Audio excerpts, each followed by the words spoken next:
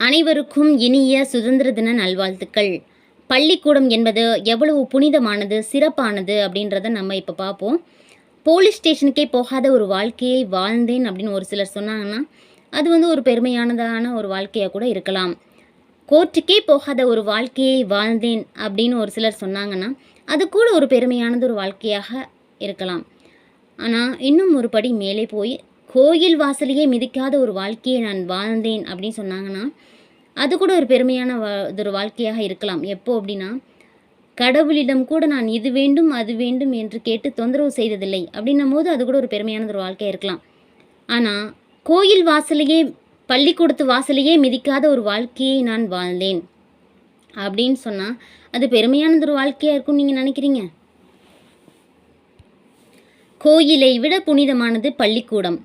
கடவுளை விட புனிதமானவர்கள் ஆசிரியர்கள்.